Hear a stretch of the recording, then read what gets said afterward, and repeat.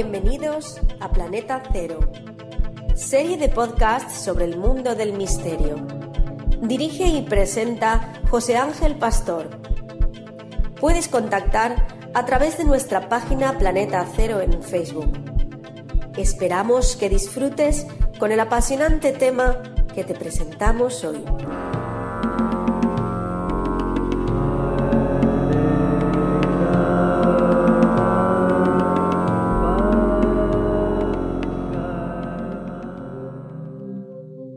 John Lennon, el mítico músico británico, integrante de, algunos dicen, la mejor banda de todos los tiempos, The Beatles. ¿Quién no conoce a John Lennon? ¿Quién no ha oído hablar de él? Bien sea de una forma más o menos profunda o incluso por aproximación. De todas formas, no nos corresponde a nosotros, en este podcast en Planeta Cero, hablar de los logros y de la vida musical de John Lennon, puesto que hay otros podcasts que se dedican a este tipo de materias y seguramente lo podrían hacer mucho mejor que nosotros. Lógicamente vamos a abordar la vida de Lennon desde el punto de vista del misterio, y os puedo asegurar que hay mucho de misterio en este personaje. Vamos a comenzar por el principio. Ya sabéis que me gusta, con este tipo de programas, me gusta hacerlos de forma cronológica, aunque haremos algunos saltos que lógicamente vendrán dados por las materias que tratemos, pero vamos a comenzar por el principio. Y bueno, para que no ubique del todo a John Lennon, pues hacemos una pequeña aproximación también a lo que fue la vida de este músico, de este mito de la historia del rock and roll. John Lennon nace en la ciudad de Liverpool, en Inglaterra, el 9 de octubre de 1940. Y aquí vamos a empezar con algunos yo no sé si decir misterios, pero sí algo que a Lennon siempre le gustaba recalcar, que él era un hombre, era un número 9, era un hombre del número 9, ese era su número, básicamente por la fecha de nacimiento. Hasta tal punto llegaba su obsesión con el 9 que, quizá lo tergiversaba, pero él intentó establecer una relación de ese 9 con el famoso número satánico, el 666. La relación es evidente: darle la vuelta al 9 y ya tienes un 6, y luego tienes que crear 3 9s al revés, 3 6s. Digo que es evidente, supongo que en la mente de Lennon, que así lo pensaba, no resulta tan evidente. Pero sí, su obsesión con el 9 también le llevó a pensar, estoy hablando de sus tiempos de juventud, que sí, este 9 quería decir algo si le dabas la vuelta y lo llevabas hasta el punto del número de la bestia, y que él en ocasiones, dentro de sus travesuras de adolescente, se describía como la bestia, el enviado de Satán. Es curioso que en el año 1973 John Lennon escribe y publica una canción que es Bring on the Lucy, donde habla de un enviado de Satán cuyo número es 666, y que posiblemente esta canción hable del propio John Lennon. Pero esto es algo que también quedará ahí dentro de todos los extraños mensajes que vamos a ir viendo a lo largo del podcast, que Lennon iba dejando en muchas de sus canciones. Y también decir, ya que estábamos hablando del nacimiento de Lennon, que curiosamente este día, y en la ciudad de Liverpool, el día de su nacimiento, y curiosamente en el momento que nace John Lennon, se está produciendo un intenso bombardeo alemán, un bombardeo de las tropas nazis, de la aviación nazi, sobre la ciudad de Liverpool. Y es que estamos en plena Segunda Guerra Mundial, en el año 1940. Lennon también bromeaba mucho con este hecho que aconteció durante su nacimiento, diciendo que quizá él debía de haber sucumbido y que era una especie de milagro que venía.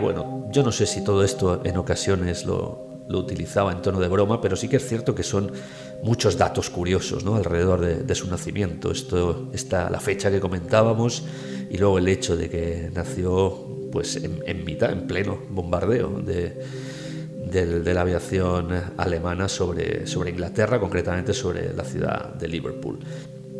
Lennon, en su infancia y sobre todo en su adolescencia, se caracterizó por ser, y también en su juventud, se caracterizó por ser una persona con un humor negro que que rozaba, o que más bien se metía de lleno en el humor macabro. Lennon era un grandísimo dibujante y muchos de sus dibujos aparecen pues espíritus levantándose, o muertos levantándose de las piedras, de las tumbas. En otras ocasiones, también Lennon tenía un tono sexual bastante importante en sus dibujos.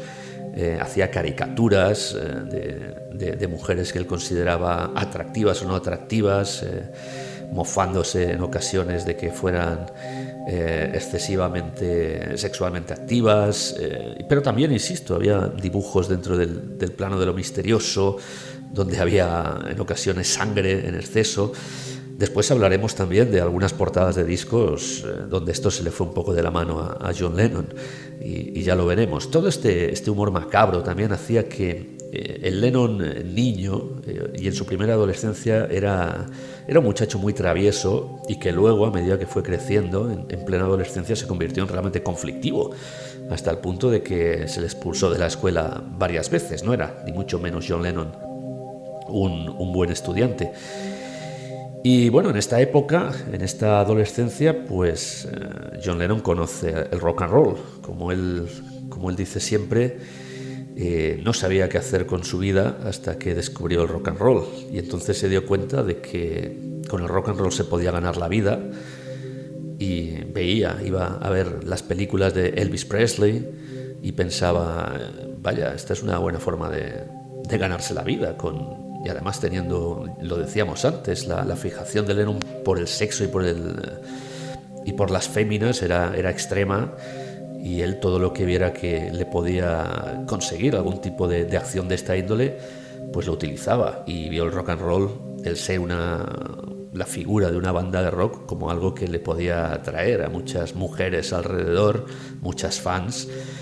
Y de ahí que John Lennon, que en sus inicios hay que decir que no era especialmente un gran músico, pues bueno, él siguiera adelante con esta banda de rock. Digo que no era un gran músico porque, por ejemplo, cuando John Lennon tenía su primer grupo, The Quarrymen, pues realmente no era nada hábil con su instrumento, que era la guitarra, y fue cuando conoció a unos muchachos un tanto más jóvenes que él, como eran Paul McCartney y George Harrison, que acabaron lógicamente por ser integrantes de The Beatles junto a él, cuando empezó a descubrir que estos chicos, que eran 2 y 3 años más jóvenes que él, eran mucho más hábiles con los instrumentos, y John Lennon se puso las pilas y comenzó a aprender.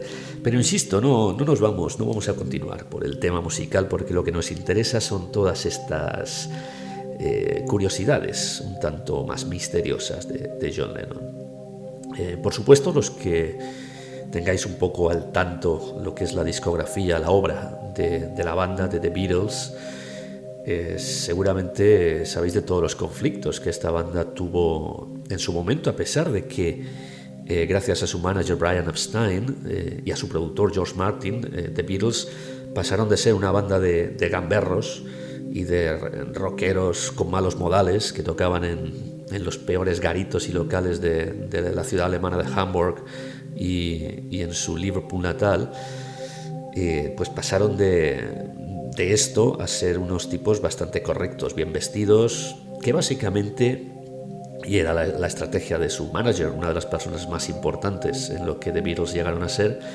básicamente debían de caer bien al mundo, debían de caer bien a todos, no solo a las jovencitas que gritaban sus nombres y que tenían orgasmos durante sus conciertos, sino también a las madres, a las abuelas, y debían de caer bien en todo el planeta.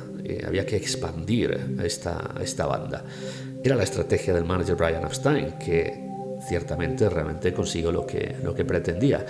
Con lo cual fue ahí cuando The Beatles comenzaron a vestirse pues de forma bastante elegante, como recordáis en sus inicios, todos con el mismo uniforme y bueno, con esos cortes de pelo que, a pesar de que eran un poco escandalosos para la época, Brian Epstein siempre insistía en que debían de ir realmente limpios y elegantes, que era algo que consiguieron en estos primeros años. Lo que pasa es que poco a poco la banda fue creciendo y aquellos muchachos comenzaron a tener inquietudes, no solo musicales. En apenas 3 años el sonido de sus discos cambió radicalmente, yendo hacia una música algo más experimental, psicodélica, más rockera. Y no solo la música, sino también la apariencia y los mensajes que The Beatles iban dejando en sus canciones. En particular, muy dado a estos mensajes era John Lennon.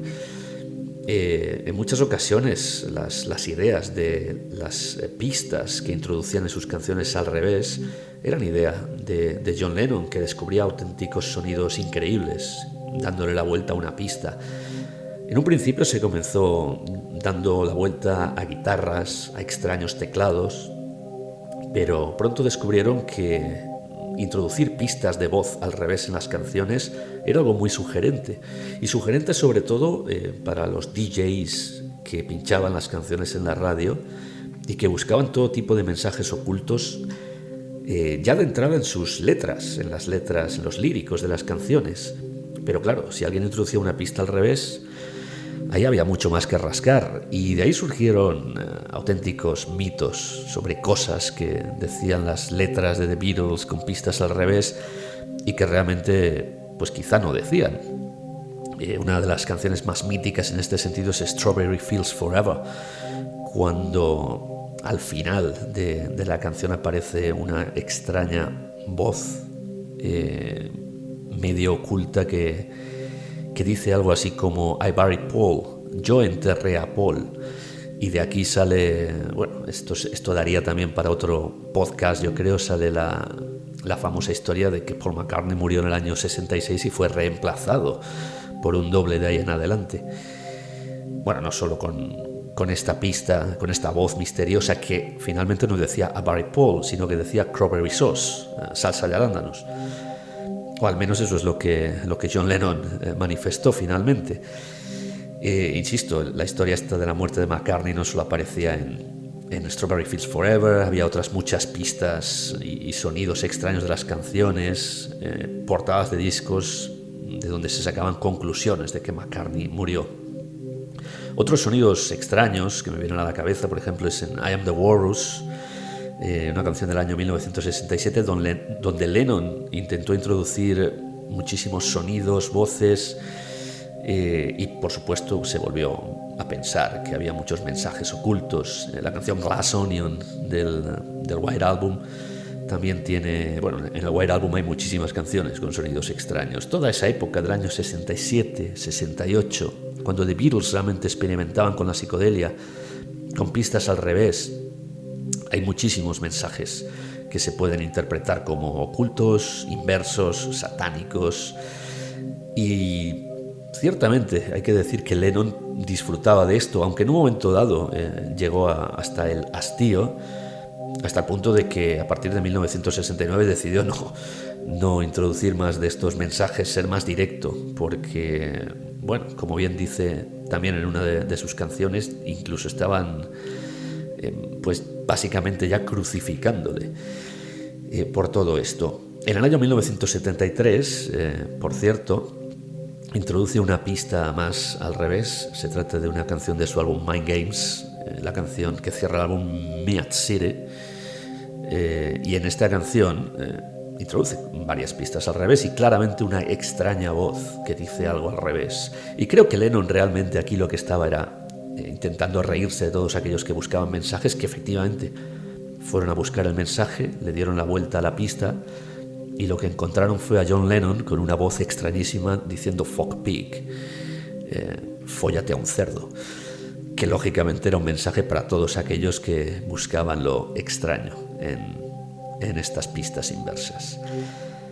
Fuera de todo este tema, a Lennon, que insisto era un auténtico creador de polémica, que le gustaba el humor macabro, el humor negro y hacer bromas con casi todo, a John Lennon se le fue la mano cuando en la gira a finales del año 65, principios del 66, a punto de iniciar una gira americana, John Lennon no tuvo mejor idea que decir en una entrevista que el cristianismo acabaría por desaparecer, puesto que ellos eran más populares que Jesucristo, The Beatles.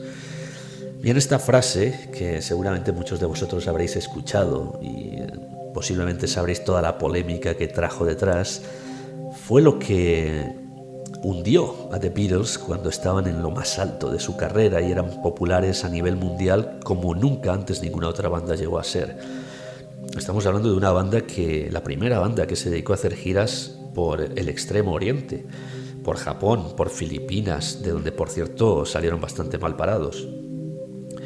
Y decir estas palabras en el año 66, en 1966, a punto de iniciar una gira por Estados Unidos y, bueno, con lo tradicional de muchos de los estados de esta nación, incluso a día de hoy, en el año 2020, siguen siendo muy tradicionales, pues figuraos cómo eran en el año 1966. Usted no le puede decir a estas personas que The Beatles son más populares que Jesucristo y que el cristianismo, que es lo que está guiando las vidas de estas personas, va a desaparecer.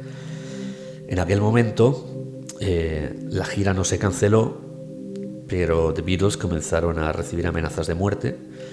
Sus discos eran quemados en hogueras públicas. Las declaraciones no solo de estas personas tan conservadoras, sino incluso de adolescentes que previamente los admiraban en América, en Estados Unidos, las declaraciones comenzaron a ser realmente violentas hacia The Beatles. Y aquí surgieron grupos, movimientos tradicionales en Estados Unidos que directamente decían que iban a haber muchas sorpresas durante los conciertos. Por supuesto, aquí apareció a la cabeza el Ku Klux Klan. Incluso se dio la circunstancia de un personaje, un miembro del Ku Klux Klan que apareció en la televisión nacional amenazando a The Beatles y diciendo que durante sus conciertos iban a haber muchas sorpresas.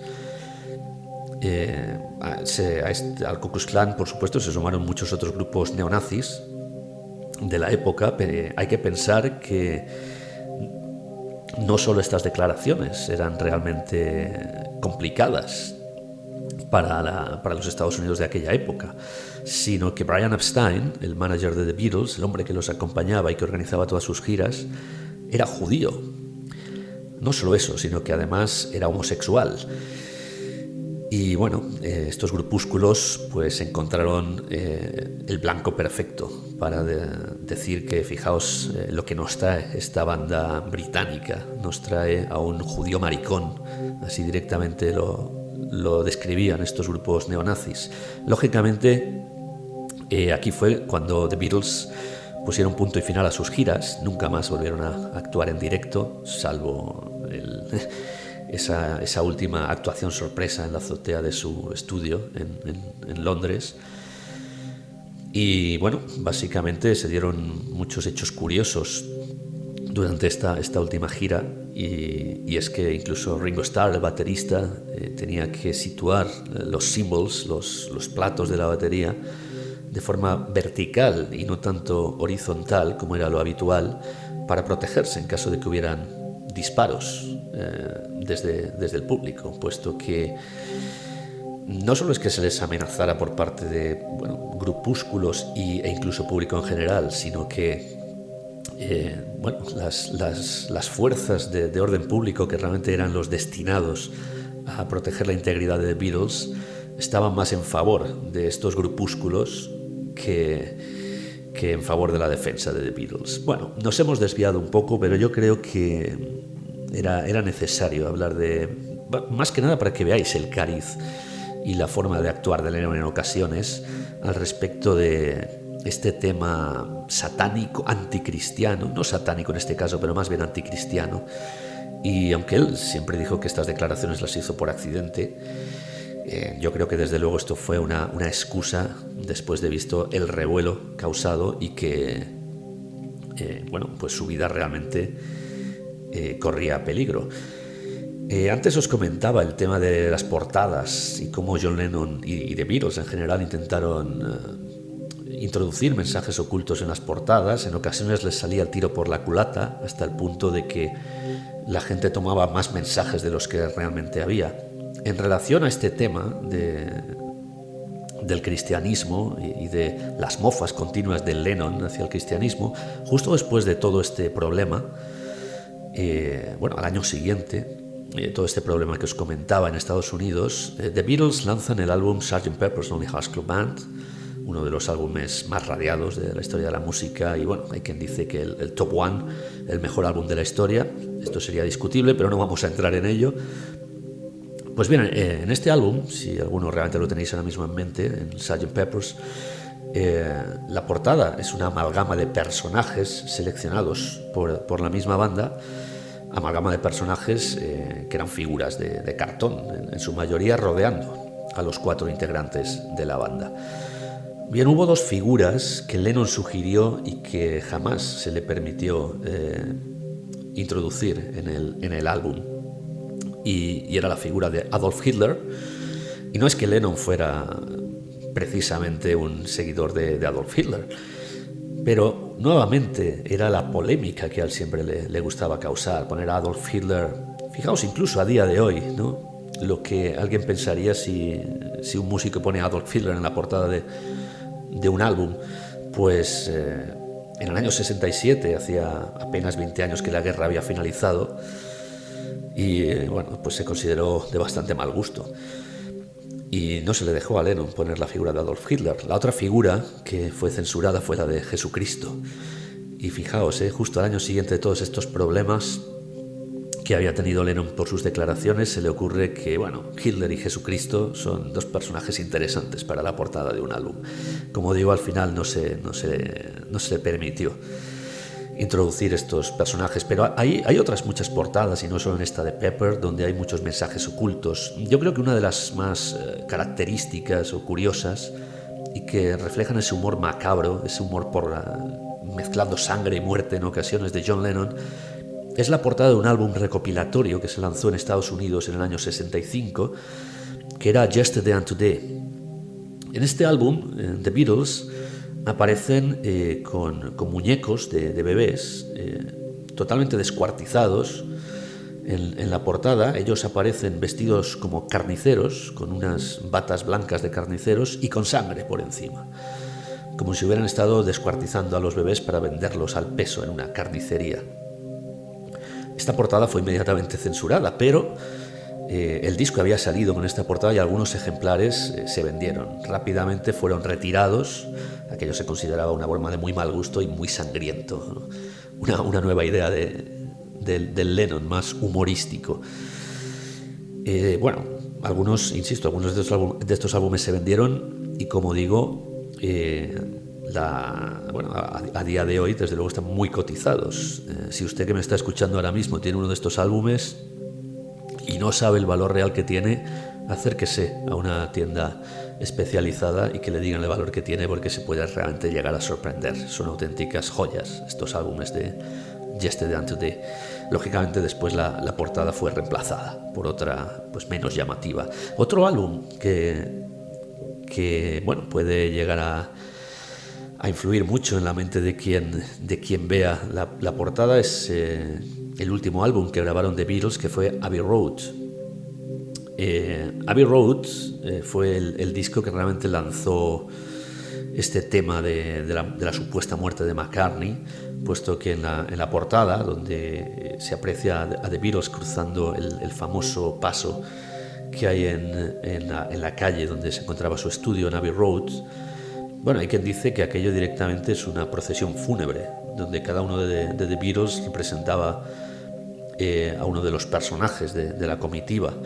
El enterrador, el empresario de pompas fúnebres, el sacerdote y, por supuesto, el muerto, que en este caso era Paul McCartney, y de ahí que empezara todo el rumor.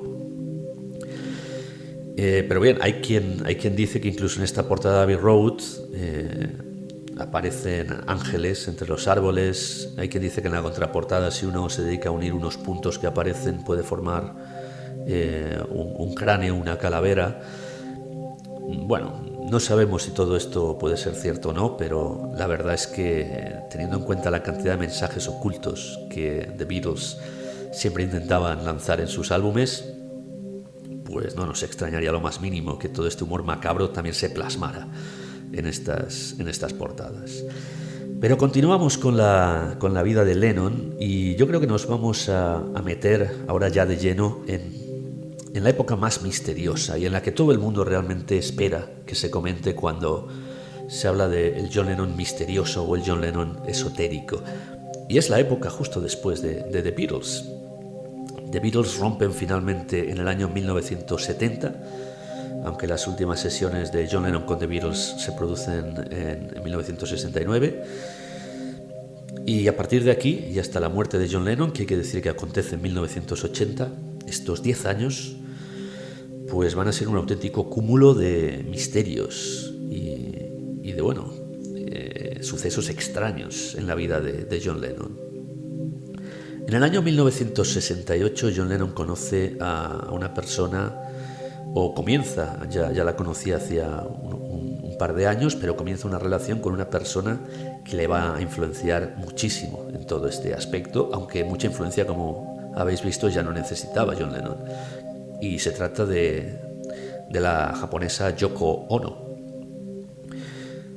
Yoko Ono era un personaje curioso. Seguramente todos tenéis ahora mismo una vista de Ono, pues un tanto más tildada hacia la actualidad, como una señora mayor japonesa que está un poco medio loca. Pero en aquella época Yoko Ono era una artista de avant-garde, que se llama, convertir en arte lo que no tiene arte.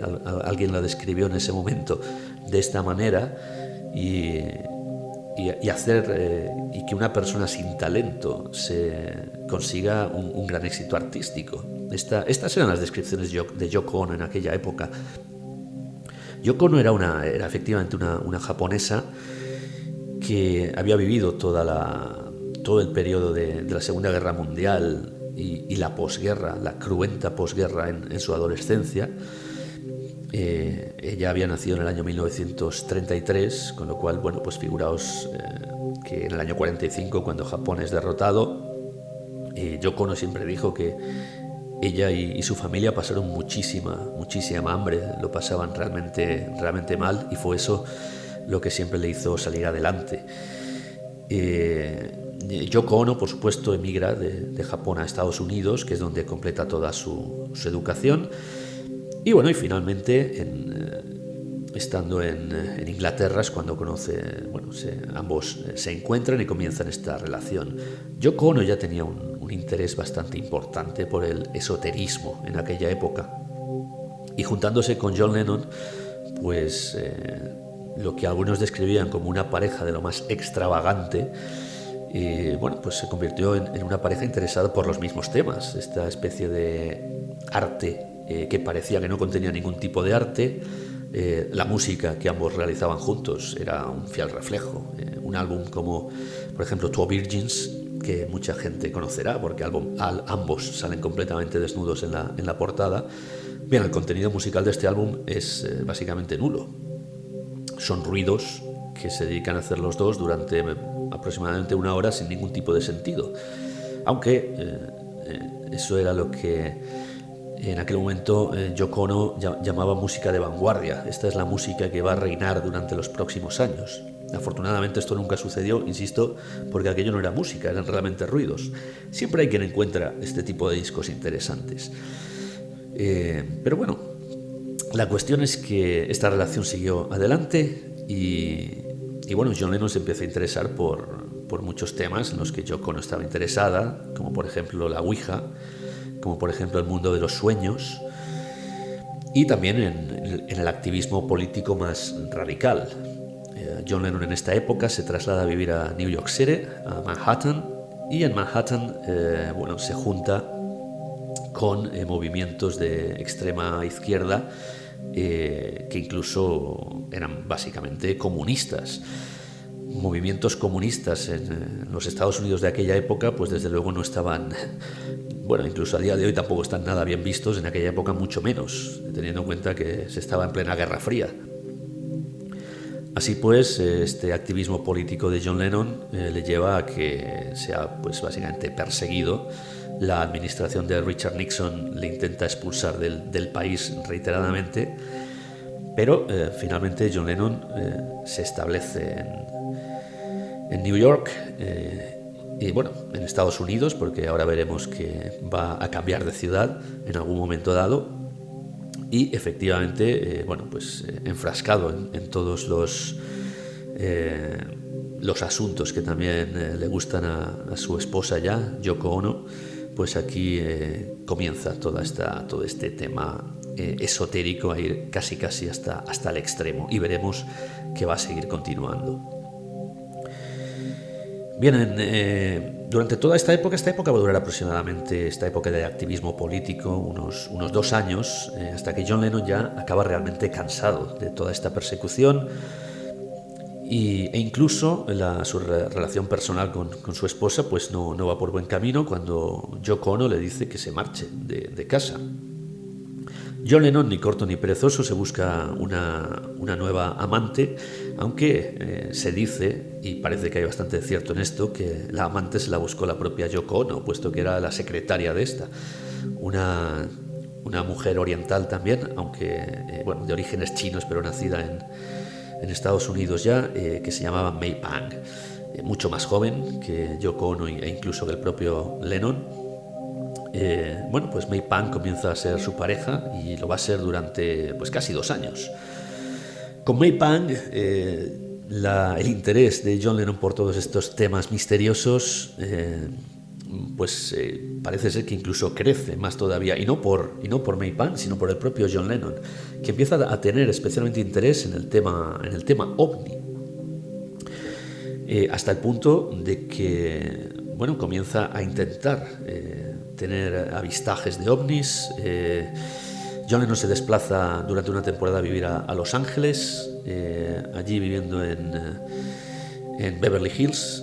Intenta, casi todas las noches, aparte de que se empieza a juntar con personajes que le daban bastante al alcohol, en este caso, gente como Harry Nilsson, Keith Moon, Phil Spector, Ringo Starr, Elton John, Mick Jagger. Organiza unas juergas impresionantes John Lennon en su nueva casa de Los Ángeles, y entre todos estos delirios etílicos, una de las obsesiones de John Lennon continúa siendo el avistaje de ovnis, con lo cual todas las noches prácticamente intenta irse a alguna terraza apartada, algún lugar en el que pueda escrutar el cielo buscando rastros de ovnis. Parece ser que finalmente Lennon tuvo éxito, o al menos así lo cuenta en algunas entrevistas. Incluso en uno de sus álbumes sale una pequeña reseña diciendo que en una fecha concreta, una hora concreta, vio un ovni. En este caso lo hizo junto a May Pang, junto a su pareja, en uno de sus regresos a New York, donde después de toda esta estancia en Los Ángeles ambos alquilan un edificio en Manhattan para vivir allí juntos, y parece ser que, estando en la terraza de este edificio, finalmente John Lennon consigue ver el ovni que tanto tiempo había perseguido. Entre tanta obsesión por los ovnis, que por cierto aparecerán en algunas de sus canciones, como por ejemplo Nobody Told Me, entre tanta obsesión por los ovnis, John Lennon conoce a Uri Geller, y quizá aquí se acentúa toda esta obsesión, incluso si puede acentuarse más, por lo esotérico, por la magia. Uri Geller le empieza a introducir en el tema de la magia también. Y luego veremos que Uri Geller va a ser un personaje importante, puesto que en los sucesivos años John Lennon va, al menos según dice él, a mantener contactos con alienígenas, y Uri Geller va a ser uno de sus confesores y una de las pocas personas a las que le va a contar, puesto que al parecer ambos estaban interesados en la materia. En 1975 finalmente vuelve a vivir con Yoko Ono, vuelve a juntarse con ella, y aunque no deja a su amante May Pang, hay que decirlo, que seguirán teniendo contacto esporádico. Y quizá esta época, del año 75 al año 80, va a ser la época más esotérica y misteriosa de John Lennon. Misteriosa en principio porque se retira de la actividad pública prácticamente, salvo alguna aparición muy muy esporádica. Se retira del mundo de la música, y hay quien dice que directamente se encierra en su apartamento del edificio Dakota, que es donde reside ya en esta época, junto a Central Park. Hay quien dice que se encierra allí durante 5 años como un auténtico paranoico y tan solo concentrado en todos estos asuntos esotéricos. Esto no es cierto, puesto que hay muchas fotografías de John Lennon viajando por el mundo, especialmente a Japón, que lógicamente es la patria de su esposa, y bueno, pues le despierta un gran interés. Pero lo cierto es que John Lennon en esta época empieza a comportarse de manera muy extraña.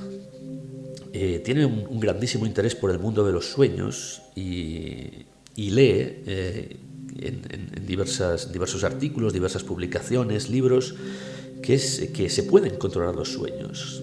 Claro, John Lennon cuando lee esto, su interés crece y empieza a intentar experimentar con este asunto, el asunto del control de los sueños. Parece ser que, o al menos así él lo comenta en alguna entrevista, que finalmente lo llegó a conseguir hasta el punto de que pasaba más tiempo intentando dormir y soñar que en la vida real. Y parece ser que en un momento dado incluso llegó a mezclar los sueños con la vida real hasta el punto de no saber muy bien qué era cada cosa. También en esta época John Lennon comienza a leer a Castaneda, este gurú americano, por llamarlo de alguna manera. Yo creo que también algún día tendremos que hacer un podcast al respecto de la figura de Castaneda, que precisamente en esta época se hizo muy popular. Otros músicos también comenzaron a seguir sus enseñanzas en aquella época, como por ejemplo a los Beach Boys. Pero la cuestión es que Lennon se empieza a obsesionar con todas estas lecturas un tanto más misteriosas, esotéricas. Comienza a practicar de forma frenética, prácticamente a diario, la Ouija, en su obsesión por contactar no solo con los muertos, sino también incluso con aliens. Sigue siendo su obsesión, el tema ovni y el tema extraterrestre. Hay que decir que John Lennon siempre estuvo muy marcado por la muerte de su madre cuando él era adolescente, e incluso escribió canciones al respecto. Tenía una amargura muy profunda con este tema, y fue uno de los temas que le llevó a practicar la Ouija, intentando buscar el contacto con su madre fallecida hacía ya muchos años. Bien, pues como podéis ver, en esta época, en estos 5 años, Lennon practica prácticamente a diario la Ouija, se mete de lleno en el mundo de los sueños. Incluso como comentaba antes, John Lennon viaja bastante a menudo a Japón, y allí intenta entrar en algunas enseñanzas orientales, un tanto más misteriosas, también de la mano de su esposa Yoko Ono. Con lo cual, su vida en estos años parece de lo más misteriosa, hasta el punto de que, esto es algo que declaró tiempo después de su muerte Uri Geller, que, como os decía antes, era el confesor de Lennon para todas estas materias. Pues parece ser que Lennon le confesó a Geller que tenía encuentros habituales con alienígenas en su dormitorio. Los famosos visitantes de dormitorio, pero en este caso, para Lennon, estaban plasmados en la figura de alienígenas. Claro que, con todo lo que hemos comentado, que Lennon llegó en un momento dado a confundir los sueños con la realidad, un exceso de práctica de Ouija, estaba realmente muy influenciado por todas estas prácticas, pues no podemos saber si todo esto era real o si eran realmente pensamientos o alucinaciones del propio Lennon en esta época. Una época, por cierto, en la que Lennon perdió muchísimo peso. Si tenéis ocasión de ver algunas fotos del año 1980, que es cuando sale de este retiro, Lennon está más delgado que nunca en su vida. Realmente parece un esqueleto andante en algunas de las fotos, porque incluso no le prestaba mucha atención a su alimentación y se centraba básicamente en todas estas prácticas, de introducirse en los sueños, la Ouija, los aliens. Aquí tenemos en esta época del año 1975 a 1980 al Lennon más misterioso y más esotérico con todas estas prácticas. Pero finalmente, y sea por la razón que sea, John Lennon decide retornar al mundo de la música después de unas vacaciones en las Bermudas. escribe algunas canciones y decide que, bueno, es hora de grabar un álbum. Así que reúne a unos cuantos músicos y en 1980 graba su álbum Double Fantasy. Bien, como ya os comenté antes y como muchos ya sabréis, John Lennon es asesinado a finales de 1980, concretamente el 8 de diciembre. Y bueno, tan solo unas pocas semanas después de que hubiera aparecido publicado este álbum, Double Fantasy, que por supuesto con el asesinato de este mito, un álbum que iba por los carriles de la crítica bastante mala, y es que, bueno, en las primeras semanas, pues los críticos musicales pusieron el álbum a parir, básicamente. Uno de los hechos quizás es que la mitad de las canciones fuera de Lennon y la otra mitad de Yoko Ono, pero las canciones de Lennon hay quien dice que eran muy flojas, eran canciones con un estilo tirando al soul. Bueno, no vamos a entrar en el tema musical, pero lo cierto es que después de su asesinato, el álbum fue uno de los más vendidos y radiados de Lennon, Double Fantasy, que incluye canciones archifamosas como Starting Over, Woman, Watching the Wheels, y todo fue gracias a esto. Posiblemente sin el asesinato de Lennon, el álbum no llevaba trazas ni mucho menos de convertirse en lo que después se convirtió. Y aquí quizá entra el último gran misterio sobre John Lennon, y es su asesinato. ¿Por qué fue asesinado John Lennon? ¿Quién lo asesinó? Pues está claro, porque el hombre sigue permaneciendo encarcelado, Mark David Chapman, un personaje que se dijo que en aquella época estaba bastante perturbado, pero nadie explica muy bien qué tipo de perturbación tenía que le llevara a asesinar a John Lennon. En la época se especuló muchísimo. Desde que la administración de Nixon, que ya no estaba ni mucho menos en el poder, le hubiera lavado el cerebro a Chapman, porque tenía auténtica ojeriza a John Lennon, y finalmente lo utilizó como arma para asesinarlo. Bueno, hay quien dice que John Lennon seguía en contacto con su círculo de gente comunista de la época de los primeros 70, y que al propio gobierno de Estados Unidos de la época tampoco le parecía bien, y fue quien lavó el cerebro a Chapman. Hay quien dice que por aquellas declaraciones de Cristo, bueno, pues que Chapman fue utilizado por el Ku Klux Klan y por grupos neonazis que todavía le tenían ojeriza también a Lennon. Y luego está la teoría de que Chapman simplemente era un perturbado que actuó por su cuenta, y que, bueno, quería ansias de gloria, y las ansias de gloria podían ser asesinando a John Lennon. Hay quien dice que se perturbó muchísimo leyendo un libro de Salinger, que es el guardián entre el centeno, que os puedo decir que, bueno, yo he leído este libro en varias ocasiones y nunca me ha parecido que sea la razón ni que intente persuadir a nadie para asesinar a una estrella del rock, con lo cual, bueno, son justificaciones muy extrañas.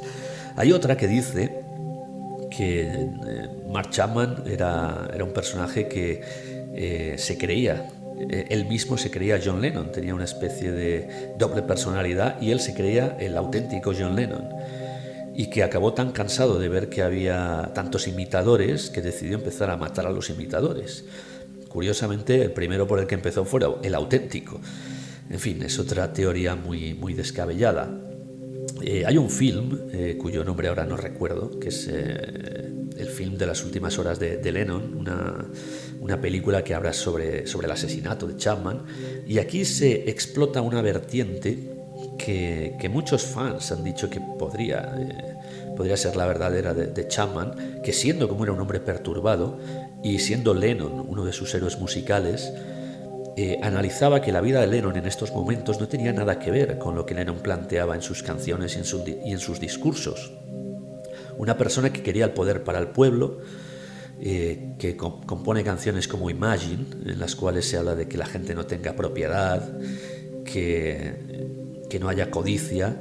Una persona que escribe la canción Working Class Hero, en la cual dice que Lennon se describe a sí mismo como un héroe de clase obrera, y que después era un auténtico ricachón que derrochaba el dinero, tenía una fortuna incalculable, y que, bueno, vivía en uno de los edificios más lujosos de New York. Todo esto a Chapman le parecía una contradicción. Consideraba que Lennon era un vendido y que había que exterminarlo. dentro de su perturbación, por supuesto. Bien, hay muchas razones y yo creo que la muerte de John Lennon, el asesinato de John Lennon es el último misterio, yo creo, dentro de todas estas teorías. O quizá no, quizá el misterio de John Lennon vaya mucho más allá. John Lennon está criogenizado, o al menos esta es la versión oficial, esperando, está en la misma situación que otro personaje muy famoso como es Walt Disney. Está esperando, al parecer, a que la tecnología o la medicina o los avances científicos lleguen hasta el punto en el que puedan devolver a la vida a John Lennon. Esta era en un principio la voluntad, parece ser, de Yoko Ono. Yo no sé si esto algún día se podrá llegar a realizar, pero así es. Que nadie busca la tumba de John Lennon, porque la tumba de John Lennon no existe. John Lennon está en un tanque, el cuerpo de John Lennon completamente criogenizado. Insisto, esta es la versión oficial, que no deja de ser misteriosa ya de por sí, pero también hay otras versiones, como que Lennon fingió su propia muerte para escapar de las garras de Yoko Ono o de las persecuciones que sufría en Estados Unidos por grupos más radicales, que estaba muy tensionado en aquella época y decidió huir de todo y fingió su propia muerte. Todo esto nos enlaza con otras figuras del rock, como por ejemplo Elvis, ¿no? Yo creo que es la que más nos viene a la mente. Hay quien dice que Elvis fingió su muerte, hay quien dice que Buddy Holly fingió su muerte, o Tom Petty, incluso George Harrison, también compañero de John Lennon, que falleció muchos años después. Y por supuesto, lo mismo que sucede con un personaje como Elvis, John Lennon ha sido visto en diferentes lugares. Muchísimas veces se habla de que a Lennon se le ha visto en Australia o en Canadá. Él siempre, en ocasiones, manifestó que le hubiera gustado retirarse en una casita perdida en Canadá, y quizá por esto. Incluso hay un film, si no me equivoco, se titula Let Him Be, que habla de esta historia, de alguien que encuentra unas cintas de vídeo perdidas de John Lennon y va persiguiendo el rastro hasta que llega a una granja en Canadá. Os recomiendo la película, es bastante interesante. También hay quien dice que se le ha visto en algunas estaciones árticas muy cerca del Polo Norte.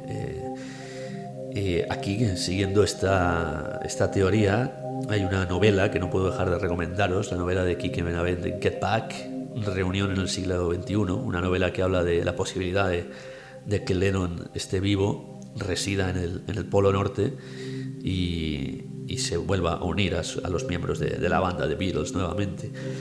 Bien, como veis, hay muchos misterios en torno al personaje de John Lennon. Yo creo que, aunque he querido hacer un poco más extenso el podcast de hoy, yo creo que la época más misteriosa sin duda es esta final que os comentaba, entre los años 75 y 80, con toda la obsesión de Lennon por los extraterrestres, por los ovnis, por el esoterismo, el mundo de los sueños.